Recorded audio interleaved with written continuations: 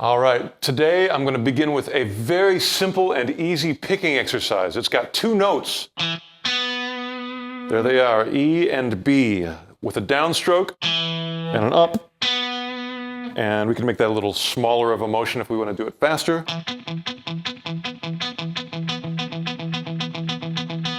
It's a really good exercise for outside picking. If this is your lower string and this is your upper string, outside means you never go in here. It means you're doing a down here and an up here, staying outside of those two strings. Let's have a look at my right hand.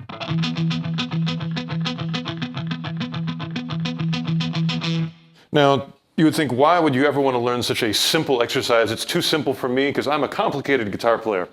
What I want to do is I want to expand this by using a mathematical pattern. That's why I brought the whiteboard today. I'm going to actually inflict some math upon your brain.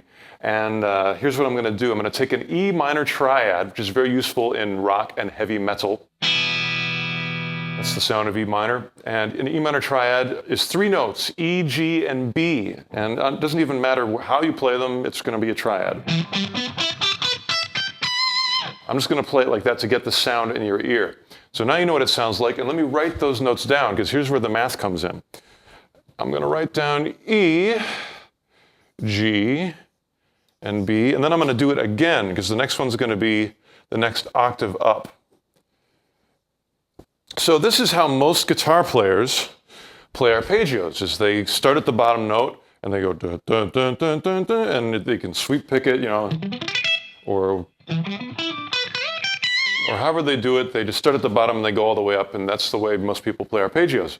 But what I wanted to do is I wanted to break up the notes a little bit, and so I'm going to skip the G, and I'm going to go straight from the E to the B. So let's write it this way. I'm going to write E and B as our first little thing.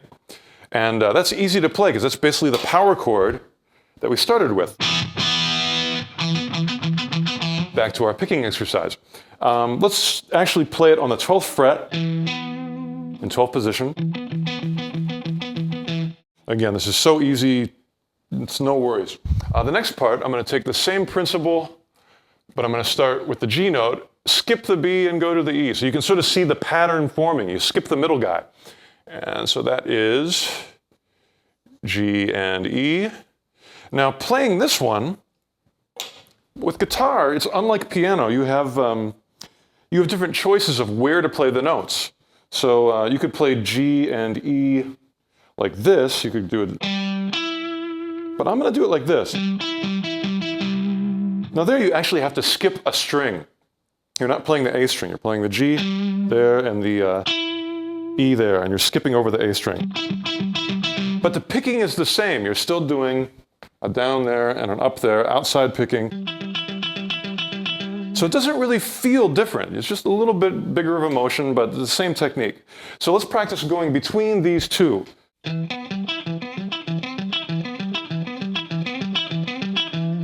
Now, picking-wise, it's easy. You're just doing the same thing over and over again. Left hand, it's not too bad, but you do have to shift your first finger. It has to go from 12th position to 14th position. But you can get it. Let's keep going. The next one, you guessed it, B to G. And I'm going to add the next one on, because you can see the pattern forming now. And then the last one, actually the last one, it starts over. We're E and B again. So really these are the only ones we have, and then it just keeps going up in octaves. So B and G, I'm going to play that here. And so that would be, again, same technique, down and up.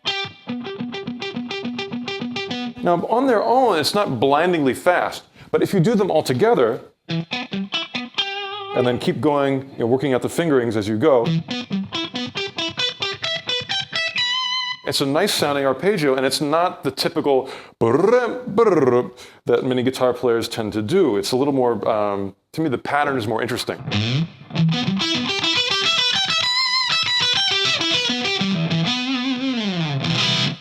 A glorious sound. So the next thing I'm going to show you is you can do this to scales or arpeggios besides E minor triads. There's a lot more available in music than that. And I'm going to give you the other maybe most useful sound in heavy metal, which is C Lydian, sort of corresponds to this. It's the the typical heavy metal progression. If you're going like,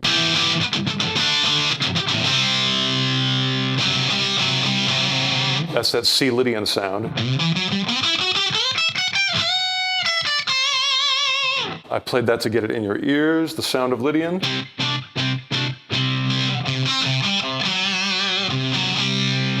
And to me, the most important notes in Lydian, of course you can play the whole scale, but I don't want to play the whole scale. I just want to play what to me is the coolest notes. In this case, in the key of C, we've got C, got the third, which is E. The most important note to make Lydian sound like Lydian, which is the sharp 4, and then the 5, F. So I'm going to use 4 notes. In the triad, we had 3 notes. In C Lydian, we've got 4. So give me a second to erase this. I feel like a real classroom teacher. You can start calling me Mr. Gilbert. Don't do that.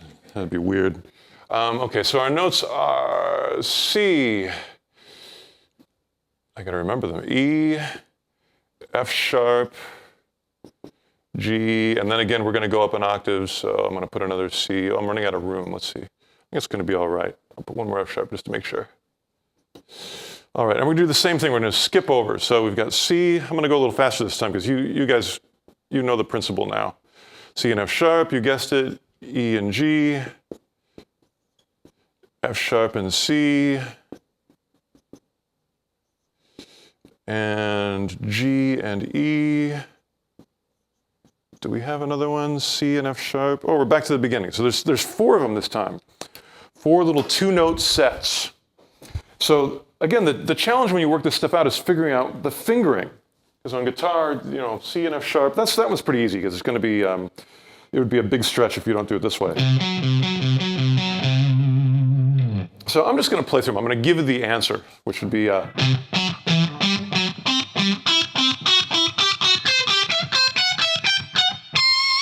what a nice sound that is. That's a cool sound. You could even play them as chords,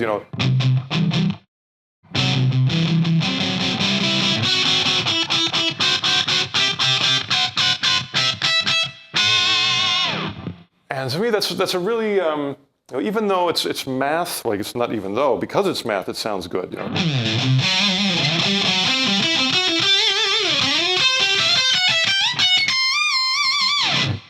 Okay, so you can do this to anything you come across in music that you like. You could do it to Dorian, or the blues scale, or like diminished.